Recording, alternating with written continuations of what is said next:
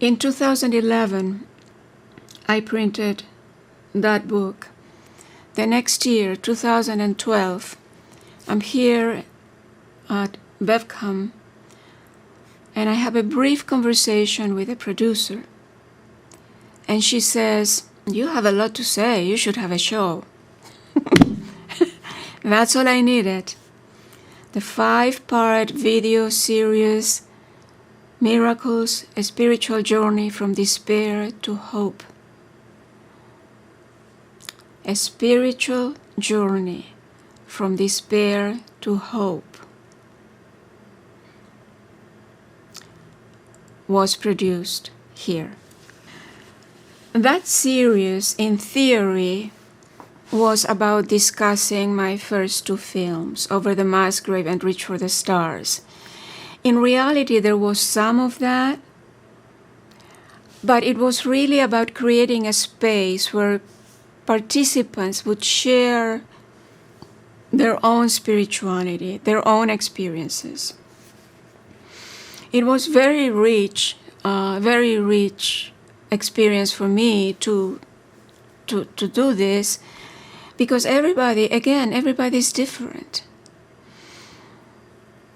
I have been told through the years by people, and somebody in one of these, in Miracles as well, have said that my magical world doesn't work for them. The world of my inner child and God doesn't work for them. It doesn't matter, it worked for me. And it may help others, who knows. But for them, what it did is, okay, that doesn't work for me. What works for me? And that would lead them into an inner exploration to see, okay, this is what works for me. And some of that is what was shared in Miracles. So Miracles happened in 2012. There had been 7 years since 2005 with God on the Back Burner, starting this whole production and delivering pieces. From 2005 to 2012, this was a period of very intense production and delivering, either books or films and the video series and the song collection. In 2013, things shifted, and I began printing pamphlets that today are organized in my 3rd volume called Magical Journey of a Trauma Survivor. Now, when I look back at the first 5 volumes,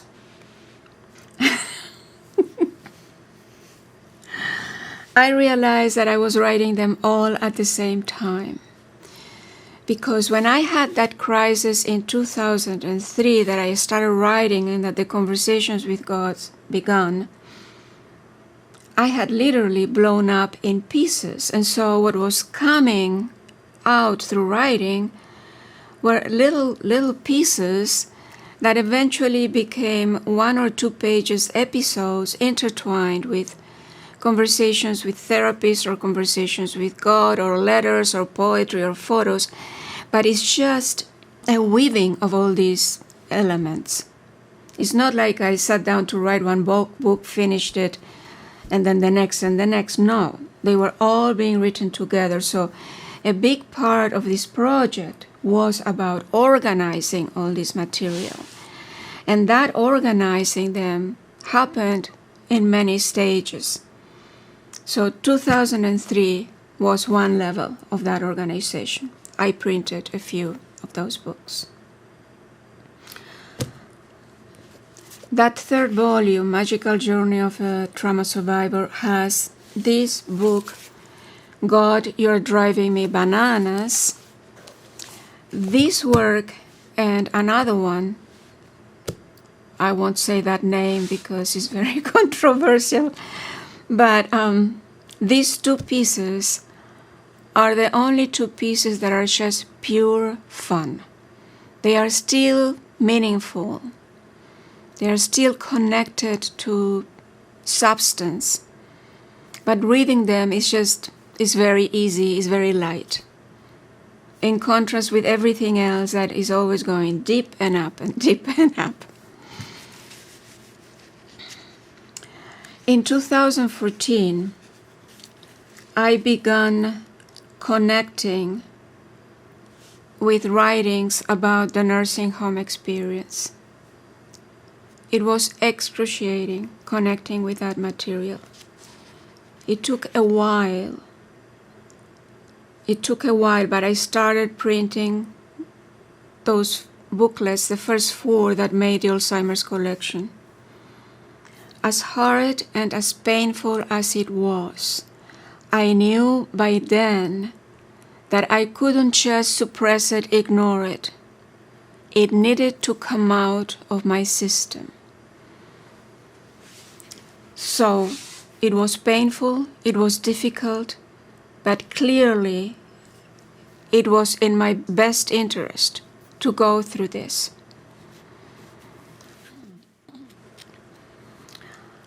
In 2014 and 15, I began organizing events, presentations of books and videos, etc. I was obsessed with getting this work out there. Not only because I believe it belongs out there, because it's a message of connection to the new earth, but also because until that happens, I am carrying it on my shoulders. And I need it off my shoulders. And I'm waiting for the higher dimensions to help me, give it and get lighter myself. So I was organizing all these events. I was not getting the response I was hoping I would get, but I kept at it because when I decide to do something, I do it. Except it wasn't working. In May of 2015, I was rear-ended by a truck, and I had a massive concussion. And I read later, much later, that this was a holistic book that said that illnesses and accidents carry a deeper meaning. And that if I have a severe, serious accident like being rear-ended by a truck, what that means is that my life is supposed to change direction, and it did change. It did change direction because I had to give up on my obsession, and I started turning into a vegetable. I can laugh now. I couldn't laugh then. Looking back, I can see how my brain was disappearing.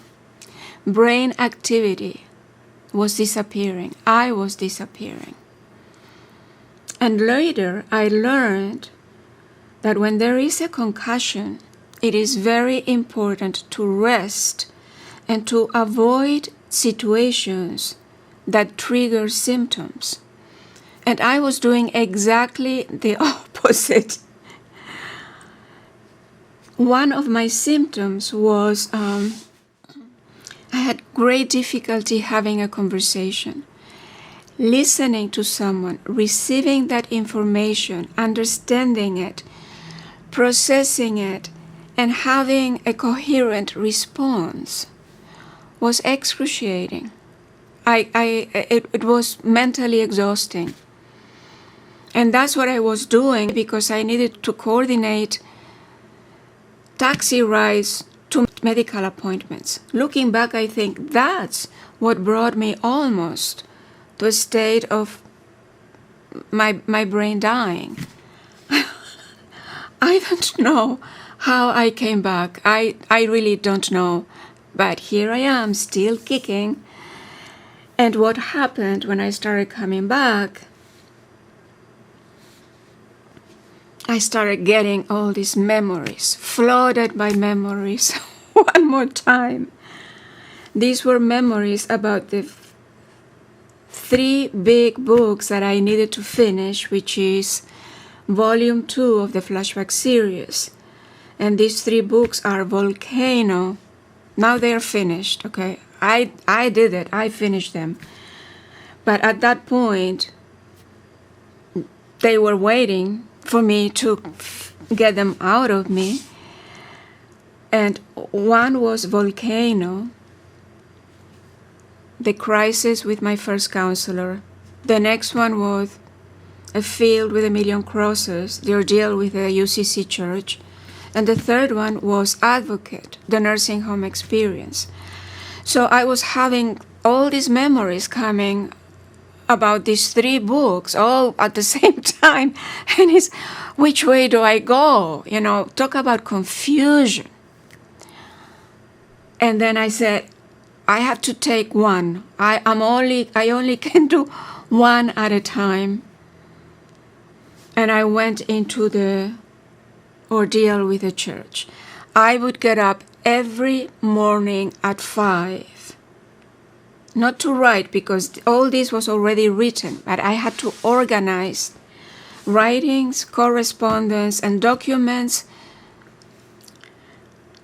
You can see how I still get heated up. It looks like I'm still processing something that happened over 2 decades ago.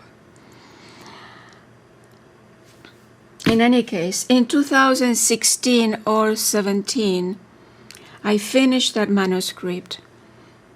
And I had a session with Donna Marie, who is my energy healer. I have worked with her for many years. The work she does is incredible. In the beginning, I was laying down on a table. I don't know what she would do. She wouldn't touch me. She would do energy, something. Now it's just done on the phone. I lay down on my bed and she does something. And when I wake up, she tells me what happened and I feel much better. And so that work, that energy work, one big piece of it is facilitating the release of toxic emotional energy from my system. I am in such a different place right now from where I was when I first started seeing her. I lived for many years in a state of chronic emotional pain, chronic. At some point I was diagnosed with chronic pain syndrome. It would touch me anywhere and it hurt. I never took medications, it just disappeared. And I think it disappeared, I think that it was related to the toxic emotional energy that was so all-encompassing in my system. That got flushed, the pain in my body disappeared. That's my theory. What happened, I don't know. I'm just happy that the pain is not there anymore. But that has been the work I've done with Donna Marie. I still do it once in a while because once in a while I still find deep layers that are in hiding about grief and fear and things like that. But now I know how to deal with them. They don't bother me for too long. The other thing Donna Marie does for me is she connects with the higher dimensions and she channels messages for me. So when I finished the manuscript of Million Crosses and I had a session with her, she said, "Georgelina, you are going to write another book." And I said, "No, I'm not going to write another book. I cannot write any more books. I have nothing left in me." I had a couple of books to organize, but that's different than writing. I could not think of myself going into these deep traumas, which I still had a collection I could write about, and I'm not going to. I'm done with that. I could not envision going in there and doing all this weaving and processing and something that I learned called transmutation of energy, transmutation of those emotions into something lighter and different, which is part of the work that is needed for the coming of the new earth. Transmutation of energy in me and facilitating it in others as well.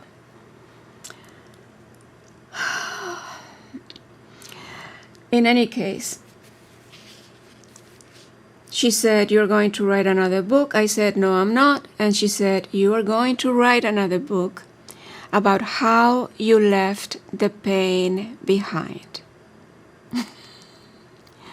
Sure enough, the next day I was writing again, and you could tell I was on my last breath, because what was coming were little pages with a few words on each page, a couple of thoughts on each page, and then I had this pile of little pages that I had to organize, which is a theme. It is something that happens to me. It seems to happen a lot. So that book that she said I would is The Way Out. And as you can see, these are little books. The Way Out has 4 parts. Part 1, Unstuck.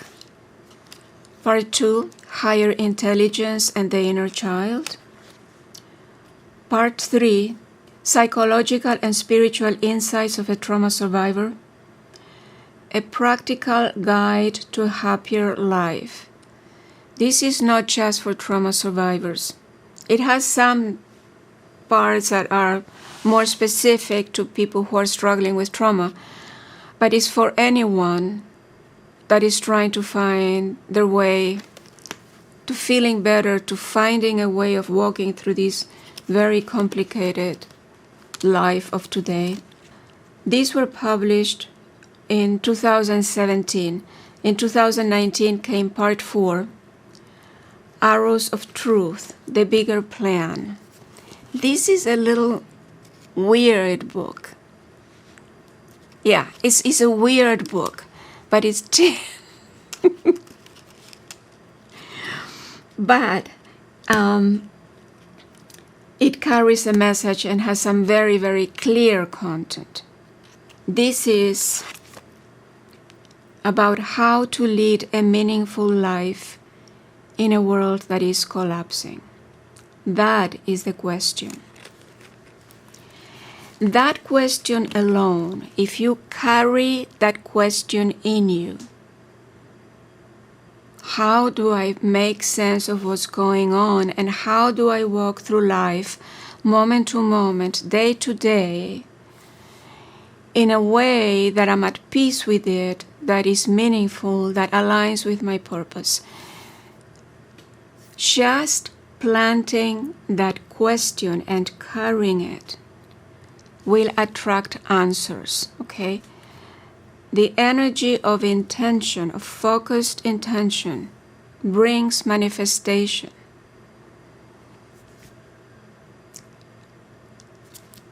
This is real for me. This is very, very real for me. It happens to me all the time. Because my life right now, people sometimes say, I'm trying to figure it out. I never try to figure out anything, because my work between the trauma and the concussions, it doesn't work to figure out anything. Instead of that, when I feel lost, when I feel confused, which happens, that is part of life. When that happens, I just wait for the insight to come, for the clarity to come. Clarity comes to me through insights, through intuition, and through asking questions in my heart and mind. I ask the questions, and I may wake up with the answer. Very often, I have a notepad by my bed, and I write down those answers that come when I'm waking up. Once I'm awake, I forgot all about what happened in that dreamy state. But that is a powerful practice that has helped me a lot. So, The Way Out is the centerpiece of the 4th volume called Ascension. Ascension, that volume also has poems and visions, and a new collection, a recent, it's just, I'm not writing much, but this collection just happened to start, is the Lightworker collection. And Lightworkers are those who see clearly that they want to move in the direction of the new earth and give their lives to nurture that vision. So I will read from The Way Out, Part 1. Suffering led me deep within, and deep within I found a way out of suffering. The depths of the despair I've walked through, the multitude of losses and traumatic experiences I've survived, belong in separate publications, for this book is about hope. This book is about finding the way out. May you find the path to healing, the path to peace and contentment, and strength and courage and joy. It can be done. If I could do it, so can you. I can't breathe, I can't breathe. Your lungs are breathing, the doctor said, but your soul is not. And God said to me, what do you need, Jay? What do you need so that your soul can breathe? What do I need so that my soul can breathe? What are the needs of my soul? My soul needs poetry and beauty and truth and gentleness and giggles. Yes, my soul needs giggles. And God said, is there anything else you need, baby? I need to hear that you love me, I replied. And God said, I love you, Jay. I always have, I always will, forever and ever. Ultimately, when one feels the love of God within, nothing else matters. Everything is well.